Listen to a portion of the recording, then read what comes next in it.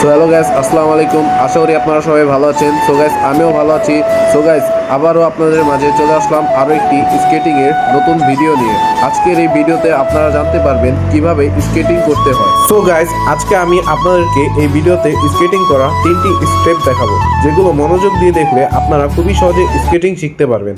So guys, আপনারা যদি এই ভিডিওতে থেকে বিন্দু পরিমাণ ও উপকৃত হন তাহলে অবশ্যই চ্যানেলটিকে সাবস্ক্রাইব করবেন এবং ভিডিওতে একটি করে লাইক করে দেবেন। সো গাইস, চলুন আর বেশি কথা না বাড়িয়ে ভিডিওটি শুরু করা যাক। প্রথমে আপনারা স্কেটিং শুর ফিতাটা বেঁধে নেবেন, এরপর স্কেটিং শুর লকগুলো ভালো করে লাগাবেন। ভিডিওতে দেখতে পাচ্ছেন আমি কিভাবে আমার স্কেটিং শুর লকগুলো লাগাচ্ছি।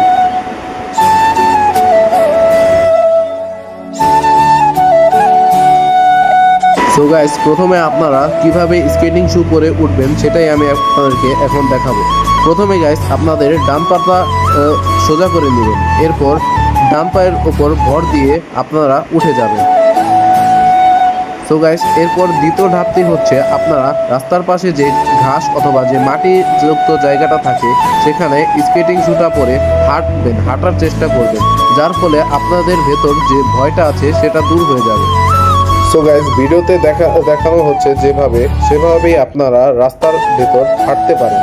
পাটা ভি শেপে রাখবেন, যার ফলে আপনাদের চাকাটা বেশি নড়াচড়া করবে না। সো গাইস, এভাবে হাঁটার পর আপনারা যেভাবে রাস্তায় উঠবেন সেটাই আমি আপনাদেরকে এখন দেখাবো।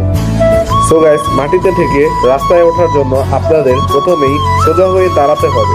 এরপর সোজা হয়ে দাঁড়ানোর পর ভিডিওতে যেভাবে দেখানো হচ্ছে এভাবে আপনারা এক পা করে রাস্তার দিকে আসবেন, যার ফলে আপনাদের চাকাগুলো ব্যালেন্স থাকবে এবং চাকাগুলো বেশি নড়াচড়া করবে না। এভাবে আপনারা খুবই সহজে রাস্তায় উঠে যেতে পারেন এবং রাস্তায় ওঠার পর পাটা অবশ্যই ভি শেপে রাখবেন, যার ফলে চাকাগুলো নড়াচড়া করবে না। সো গাইস, এভাবেই ভি শেপে থাকা অবস্থায় আপনারা ডান পা দিয়ে প্রথমে আগাবেন, এরপর ডান পা দিয়েই পুশ নেবেন। ডান পা দিয়ে পুশ নেওয়ার পরে ঠিক একই রকমভাবে বাম পা দিয়ে পুশ নেবেন। এরপর আপনারা খুবই সহজে স্কেটিং শিখতে পারবেন। সো গাইস, ভিডিওতে দেখানো হচ্ছে এভাবে আপনারা স্কেটিং শিখবেন এবং ভিডিওটির দ্বারা যদি বিন্দু পরিমাণও উপকৃত হন তাহলে অবশ্যই চ্যানেলটিকে সাবস্ক্রাইব করবেন এবং ভিডিওতে একটি করে লাইক করে দেবেন।